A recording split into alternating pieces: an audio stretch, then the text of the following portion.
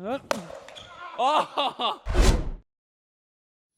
If you're a player that struggles to find consistency when you're ripping a forehand drive, this is the video for you. Today, we're going over the 3 steps to increase not only power, but consistency on that forehand drive. And by the end of this video, we're going to show you how these 3 steps will instantly add power and consistency to your drive so that you're keeping your opponents on their heels and you're taking advantage of the rally instantly. For our first drill, all we're going to be doing is drop feed forehands. So what I want us focusing on is our swing path. So I want you to think about a Nike swoosh for the swing path. The biggest thing with this that I noticed that really improves my forehand drive and a lot of my clients is making sure that my paddle face is pointed away from me from the start of my swing. So I'm here, and then from here, I'm doing a Nike swoosh. Make sure when you do this swing, the hand is completely relaxed. You should only really be pressing down with your bottom 2 fingers. I would say outside of this, the rest of the hand is very relaxed. That way you get a lot more whip on the ball. I set out 2 cones. So remember on your drive, you should always be going either down your own line or through the middle. Avoid going cross court. It's just a lower percentage shot. You have a lot less court to work with. Remember, if you're hitting a drive, you want to make sure you're hitting that drive through the entire length of the court, which would be down your sideline or through the middle.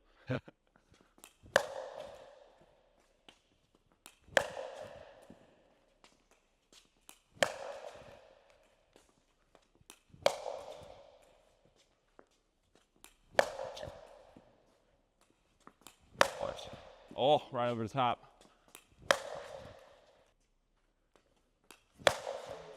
Real quick, so one thing I noticed just throughout the last couple drives, I really try to emphasize keeping my paddle here as I'm going around my swing. I feel like I'm getting a lot more whip when I do that. Make sure that you're keeping your wrist flexed like this when you swing to create a lot more whip.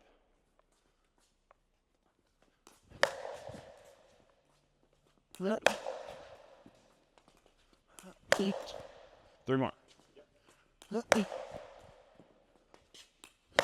One more for the cone. Oh, dang it. Drill number 2, we're focusing on return of serve. So what I was always told, especially growing up in tennis, the same thing, same concept applies to pickleball, is you really want to focus on beating the bounce. So what I mean by that is when Drew is hitting these serves to me, I want to focus on making sure that I'm getting turned to the side and getting my paddle back and ready in position by the time his ball is bouncing on my side. A lot of times I see where players are still moving or they're not turned to the side by the time the ball bounces on their side. Instead, when Drew hits these serves, I'm making sure that right away, the first thing I'm doing is turning my shoulders. When I turn my shoulders, my paddle is already back in position. The other thing is make sure you're using your left arm as a guide. So the left arm is a really great tool because what it does is it helps you with the timing of your swing. So I know when I put my arm out here, when that ball is about to meet my paddle, that's my cue to swing. Think about when you're hitting the return or any sort of drive, you're trying to make contact almost in line with that front foot.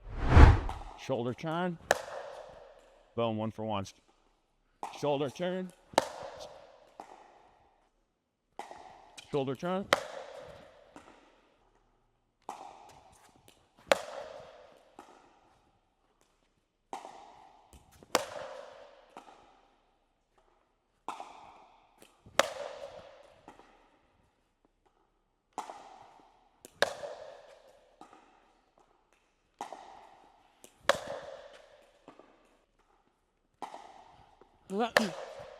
Oh, there's the cone.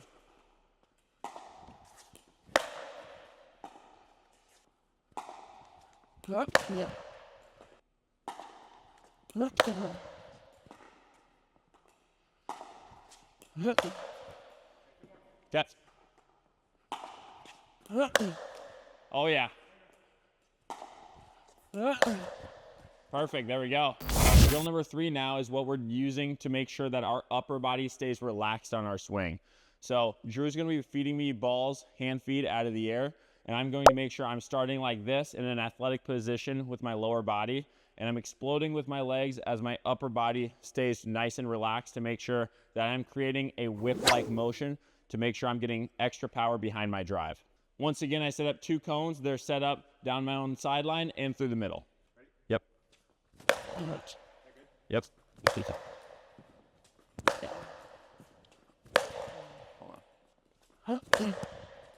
Ah. Okay. Ah.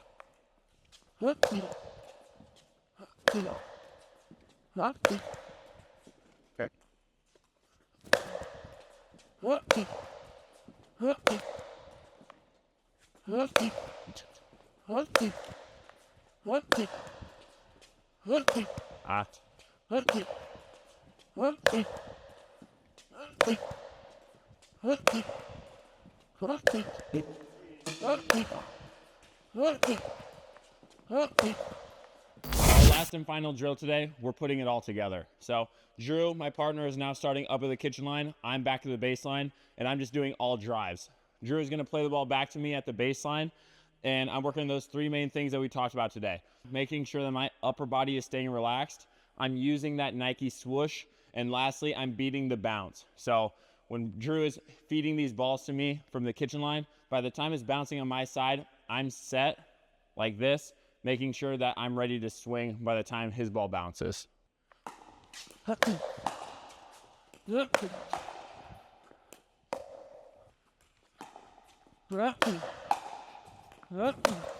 Oh! And that's the 3 steps to a deadly forehand drive.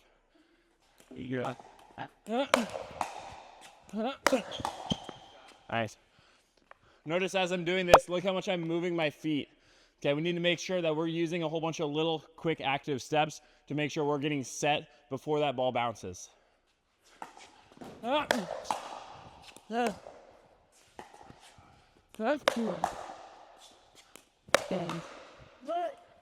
Stay in there.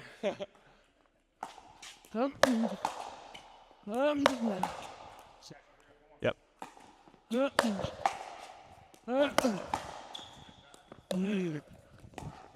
Oh, come on, clip it. Thank you all for watching. Make sure to drop a comment if any of these drills helped you or if you have any questions. Right now, I'm on the road to 5,000 subscribers, so if you could hit that subscribe button, that would be a huge help. Lastly, we drop a video every single Friday, so make sure to turn on that bell for post notifications. That way you see right away when we drop our videos each week. We'll see you all again next Friday.